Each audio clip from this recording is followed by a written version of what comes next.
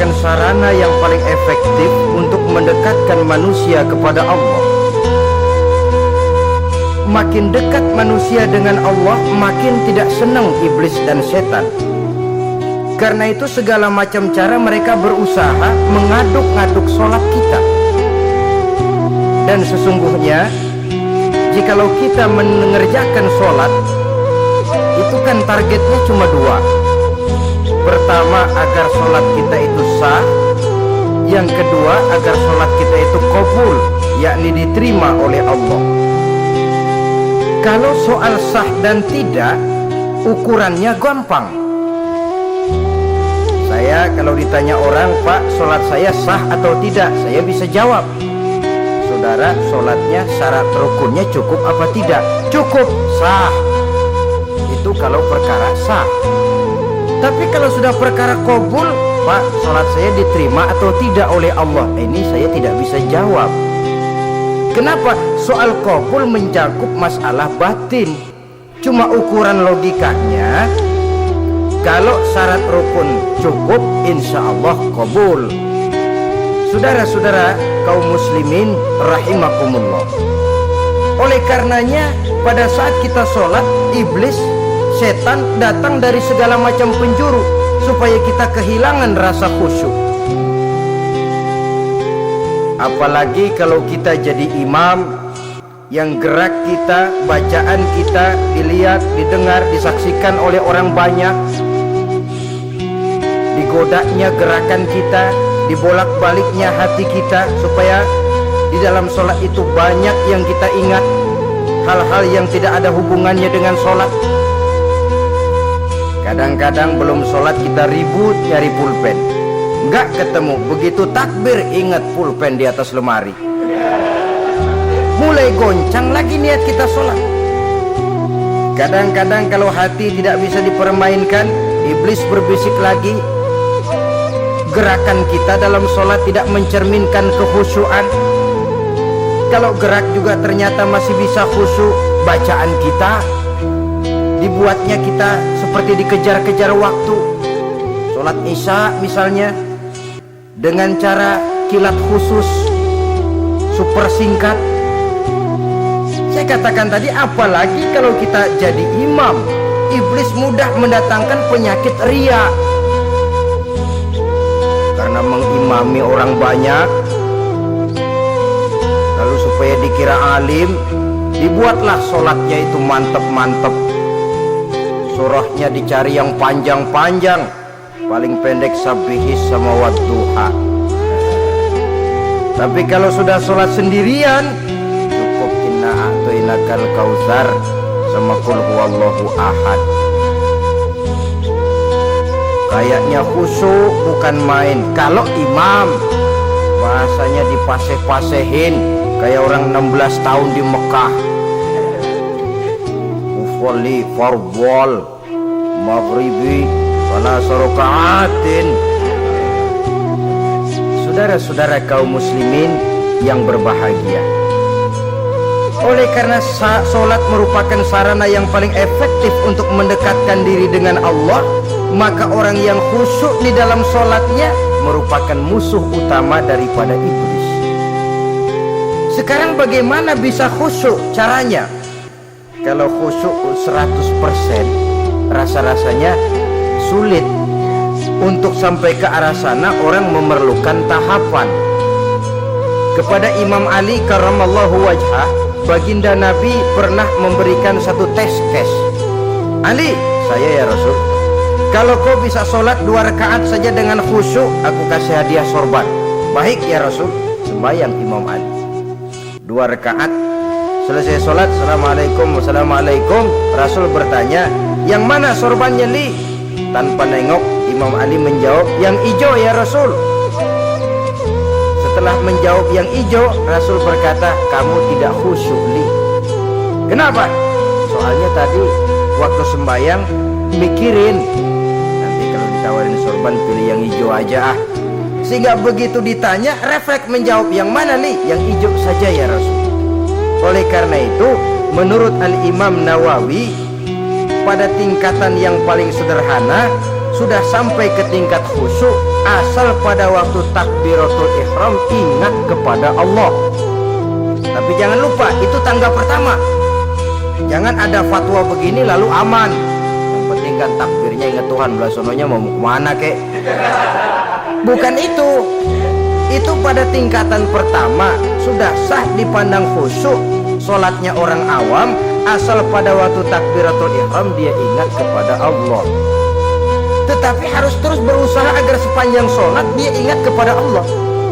Caranya bagaimana? Pertama, menanamkan diri bahwa pada saat kita sedang mengerjakan sholat, yang lain tidak ada kecuali Allah. Yang kedua, berusaha memahami apa yang kita baca, sehingga pada saat kita sujud subhana rabbiyal a'la wa bihamdi, terbayang kemahasucian Allah, kemahatinggian Allah, sehingga hati tidak mengembara, mulut berucap, hati mengikuti apa yang diucapkan. Yang kadang-kadang membuat hati kita jalan-jalan, badan di masjid, badan takbir, badan ruku, tapi hati di pasar, hati di kantor, hati di pabrik, karena yang kita ucapkan tidak berakar di hati. Yang kita baca kita nggak tahu artinya, sangat boleh jadi hati lalu mengembara kemana-mana. Jadi untuk menopang kekhusyuan ini, cara yang paling efektif, pertama, tidak ada yang lain pada waktu kita sholat kecuali Allah. Yang kedua, berusaha memahami apa yang kita baca. Dikala kita sujud dikala kita duduk di antara dua sujud, Rabbighfirli, ya Allah ampuni dosa saya, warhamni, kasihani saya, dan selanjutnya. Mulut membaca, hati mengikuti. Dengan mengikuti, hati tidak terlalu mengembara, ada tempat dia kembali. Saudara-saudara kaum muslimin rahimakumullah, itu yang kelima. Yang keenam, yang menjadi musuh iblis, mukminun nasih, orang mukmin yang suka memberikan nasihat, orang mukmin yang suka memberikan petunjuk, termasuk juru-juru dakwah, para mubaligh, itu merupakan musuh utama iblis. Kenapa? Tiap hari iblis kampanye, tiap hari iblis mengajak dengan segala macam cara, yang kalau perlu dia berikan kamuflase, dia berikan fata morgana, kalau perlu yang haram dia bungkus dengan merek halal, kalau perlu kejahatan dia bungkus dengan baju kebajikan. Istilahnya racun diberi merek madu. Dan itu wajar. Cuma kita tentu harus punya filter, daya saring positif agar tidak salah pilih. Karena iblis ini pintar betul. Kalau kita khusyuk dalam sholat, dia tanamkan kepada kita misalnya seperti tadi itu, sholatmu memang hebat, khusyuk. Di kampung ini tidak ada orang yang sholatnya seperti kamu. Tertanam itu dalam hati kita, timbul ujub. Akhirnya iya, boleh lihat di kampung ini kagak ada yang sembayangnya kayak gua. Nah, sudah masuk iblis. Jadi dia pandai mengikuti gerak hati dan irama denyut jantung manusia ini. Kemana kecenderungan manusia, ke situ dia masuk. Pendeknya iblis itu ibarat tukang joget, dia ngerti benar irama kendang. Saudara-saudara kaum muslimin rahimakumullah, termasuk juru-juru dakwah, para mubaligh, orang yang suka memberikan nasihat ini, mereka memberikan filter kepada umat, kepada jamaah, jangan sampai salah pilih. Dan iblis menyesatkan kita supaya kita salah pilih.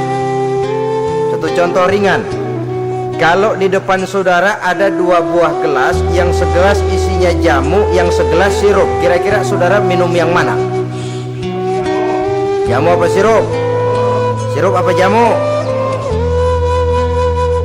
Orang yang pikirannya panjang, dia pasti minum jamu. Pahit memang, getir memang, tapi besok badan sehat, tenaga kuat, gairah kerja ada, kreativitas timbul, semangat menghadapi kehidupan tumbuh. Orang mukmin, orang yang berpandangan jauh ke depan. Pandangannya panjang. Panjang kemana? Tidak cuma ke dunia, sampai juga dia memandang ke alam barzah, ke akhirat. Sholat itu jamu, pahit. Ngaji, hadir di majelis taklim itu jamu, pahit. Sedekah jamu, pahit. Mengeluarkan uang untuk kepentingan orang lain, enak aja minta sumbangan, datang-datang yang nyari peres keringat banding tulang gue, lu datang-datang mau minta. Yang enak ngumpulin harta lalu bakhil bin pelit alias medit, itu jamu. Saudara hadirin yang saya muliakan, sedekah jamu, pahit. Puasa jamu, pahit. Jihad jamu, pahit. Tapi nanti begitu kita meninggalkan dunia, masuk ke alam barzah, apalagi pindah ke akhirat, baru terasa, oh nikmatnya dulu kemarin itu minum jamu, sekarang badan sehat, tenaga kuat, kerja semangat. Nikmatnya dulu saya waktu di dunia sholat, rajin ngaji, suka sodako, suka menolong orang. Sekarang terasa manfaatnya. Begitu saya berada di alam barzah, apalagi sudah dibangkitkan di padang mahsyar di akhirat nanti, terasa seluruh kebajikan yang saya kerjakan. Nah, orang yang berpikir jangka pendek cuma ngelihat yang ada di depan hidungnya saja. Ngapain minum jamu getir, sirup nih manis, dia minum, dia ambil sirup minum, manis memang pada waktu minum, tapi besok bibir jontor. Meninggalkan perintah Allah, sirup itu manis. Tidak sholat, manis. Tidak bayar zakat, sirup, manis. Tidak mau puasa, sirup, manis. Manis sekarang. Tapi nanti besok begitu masuk ke alam barzah, begitu dibangkitkan di padang mahsyar di akhirat nanti, merintih kita menahan penyesalan yang sudah tidak ada artinya lagi. Sampai-sampai penduduk mahsyar itu ada yang berkata, diceritakan dalam Quran, ya laitani kuntu turaba. Wahai celaka, kenapa kita nggak jadi tanah saja? Menyesali kejadiannya. Andai kata mereka bisa kembali ke hidup di dunia lagi, mereka akan minta kejadian yang kedua untuk berbuat baik. Tapi tentu sudah penyesalan yang tidak ada gunanya lagi. Maka saudara-saudara, emang cuman jalan duluan kecebur di sumur yang nyesel duluan. Ada orang jalan, yang paling depan kecebur di sumur, itu tuh nyesel duluan katanya. Nyesel duluan, yang lain mesti nyeselnya belakangan. Saudara hadirin yang saya muliakan, nah, orang yang suka memberikan nasihat kepada orang lain dimusuhi iblis. Kenapa? Tentu nasihat yang membawa kebaikan. Iblis nggak senang betul itu. Kita nasihatin teman, udah berhenti dah, jangan pada mabuk lagi. Iblis gergetan bener, ya, orang dilarang lagi. Kita nasihati teman, udah jangan masang-masang lagi dah, nggak bakalan kena, dikebohongin. Nggak ada orang jadi kaya masang judi, bangkrut malah lo. Ini kan termasuk tipu daya iblis, judi dinamain sumbangan. Itu sama saja itu madu, racun mereknya madu. Judi dinamain sumbangan. Kalau Kang Beca pada nyumbang, ya orang kaya lagunya.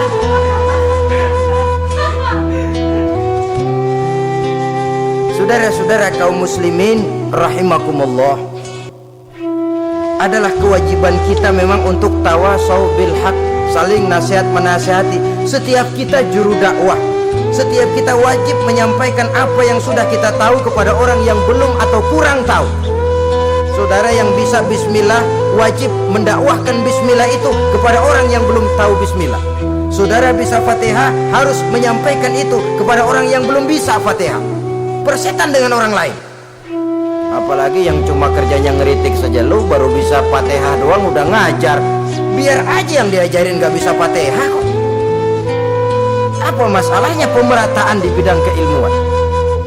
Sebab memang biasa penonton itu selalu lebih pandai menilai, kayaknya lebih pintar dari yang main. Sama saja orang nonton bola ngomel melulu, padahal dia sendiri belum tentu bisa main. Dengerin orang pidato pun begitu, monten bisa. Wah, kalau dia yang pidato 1 jam kayak semenit. Tapi kalau si Ano tuh kita udah pegel belum juga mau berhenti. Monten bisa, coba dia suruh pidato udah seperempat jam masih ama ba'du. Apa mau dibilang ama ba'du?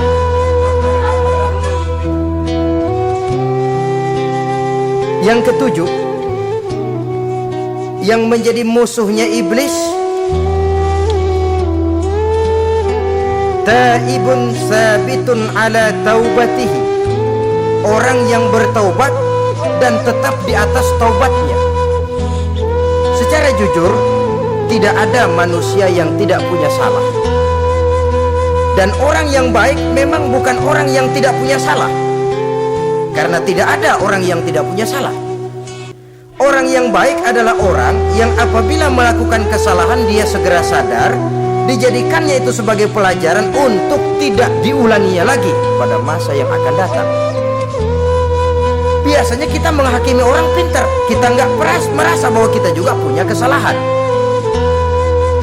Kalau kita ngelihat maling ayam kita teriak, padahal kita nyolong kambing. Lebih besar dari si maling ayam, merasa diri lebih benar dari yang lain, padahal kita lebih kotor dan lebih jelek. Hilang sifat introspeksinya. Yang kita musuhi, yang kita caci maki, tahu-tahu kita sendiri yang melakukannya. Saudara-saudara kaum muslimin, orang yang bertaubat dan tetap dalam taubatnya stabil, itu musuh iblis.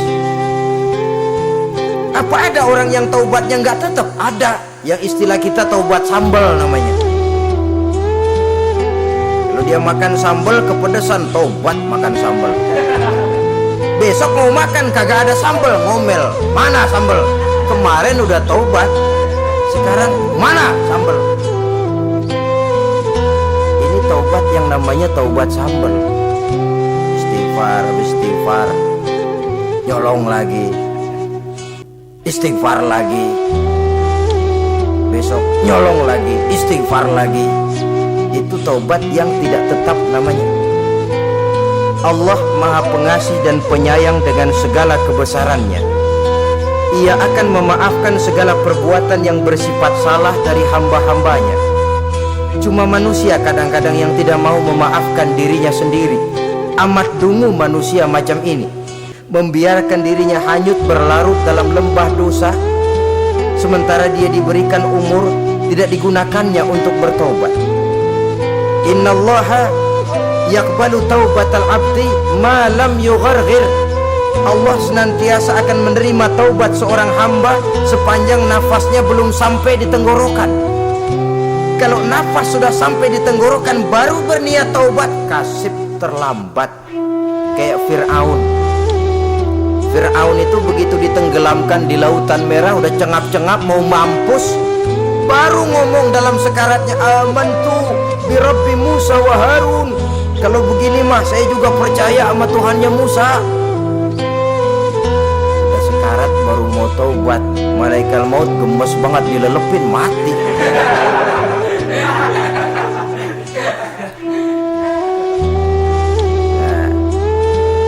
Kepada adik-adik remaja, biasanya kalau sudah bicara taubat, pikiran kita, taubat mah urusan 70 tahun ke atas, kita masih lama ini.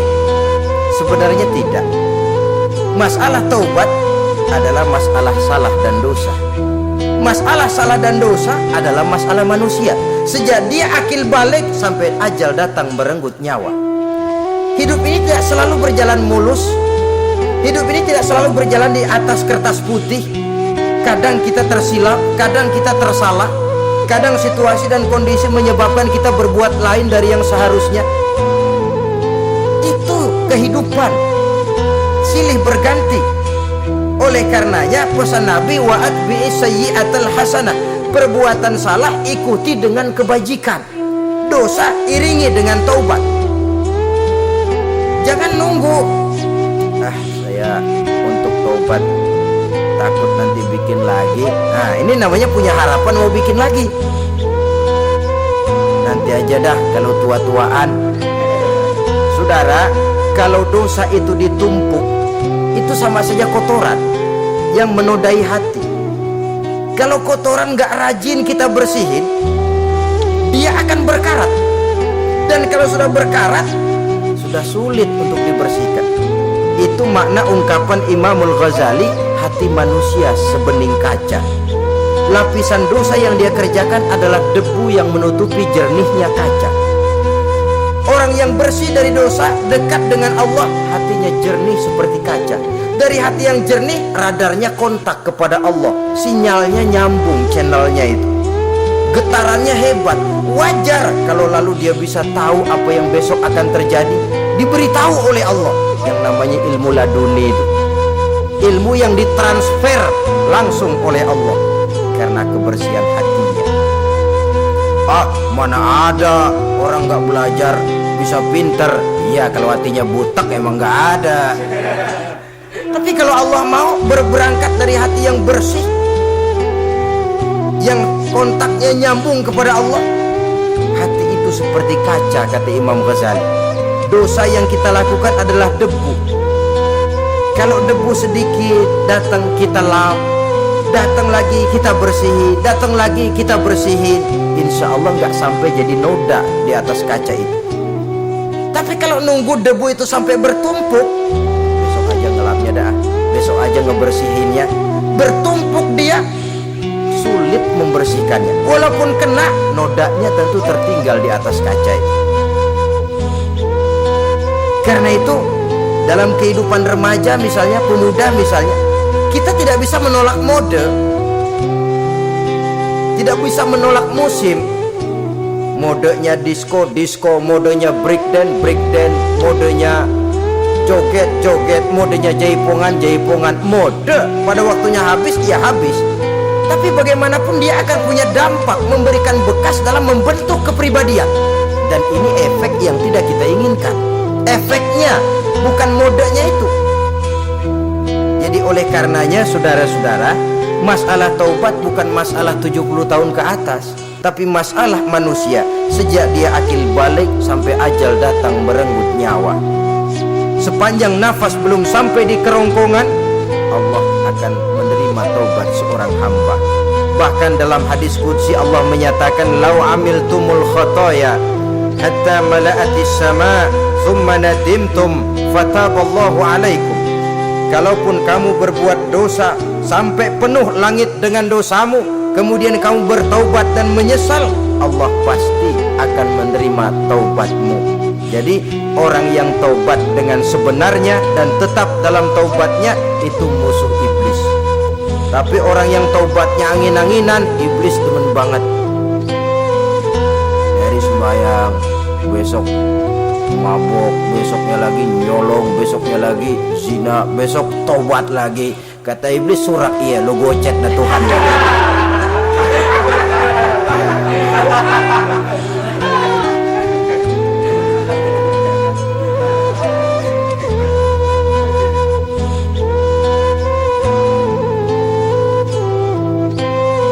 Selanjutnya yang ke-8, musuh iblis, musuh setan, mukminun yudawi mu'alat taharah.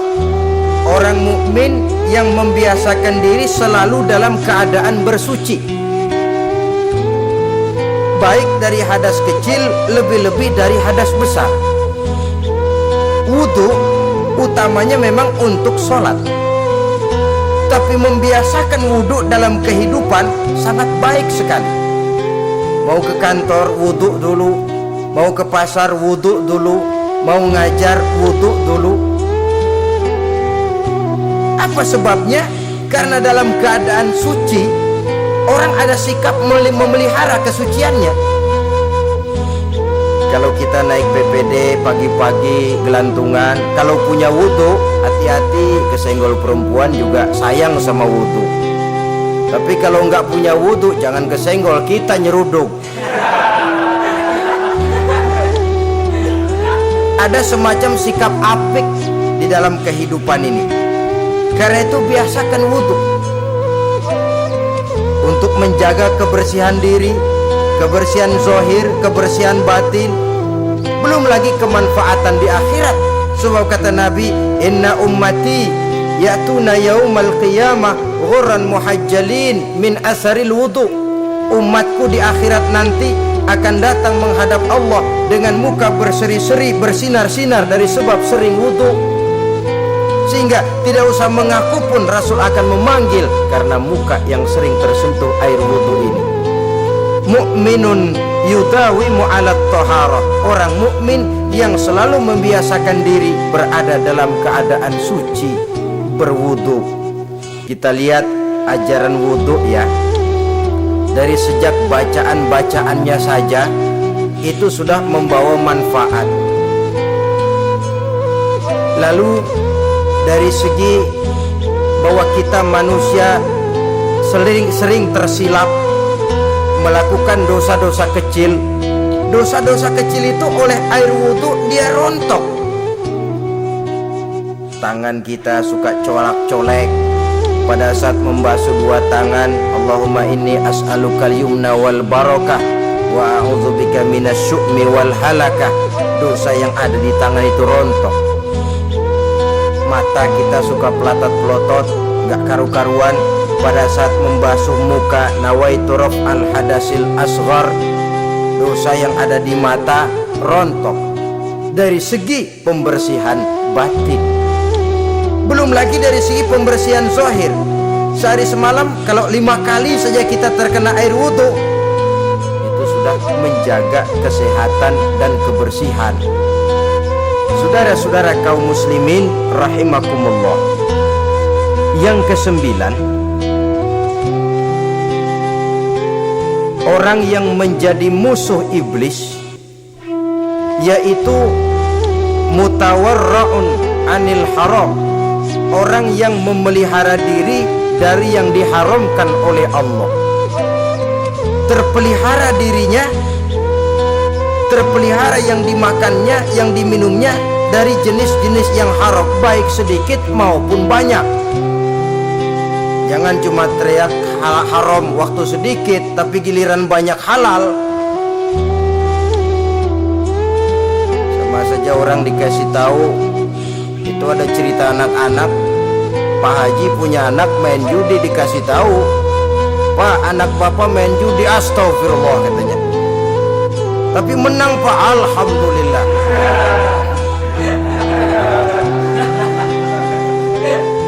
Ini kan sama saja, giliran sedikit dibilang haram karena dia nggak dapat jatah, begitu dapat banyak dan dia kecipratan jadi halal. Yang sedikit haram, banyaknya pun juga haram. Yang banyaknya haram, sedikitnya juga haram. Ada orang bilang minuman keras kalau nggak mabuk kan nggak haram. Yang memabukkan banyaknya, sedikitnya tetap saja haram. Ma askaro kasiruhu faqaliluhu haramun. Apa yang banyak menyebabkan jadi mabuk, sedikitnya pun juga haram. Saudara-saudara kaum muslimin, yang ke-10 yang terakhir, musuh daripada iblis ialah mukminun rahimun, orang mukmin yang berhati pengasih, orang mukmin yang suka menyambung silaturahmi, orang mukmin yang tidak suka bertengkar, orang mukmin yang tidak suka marah-marahan. Kalaupun terpaksa marah, tidak lebih daripada 3 hari. Jadi boleh saja marah kalau alasannya tepat, tapi nggak lebih dari 3 hari.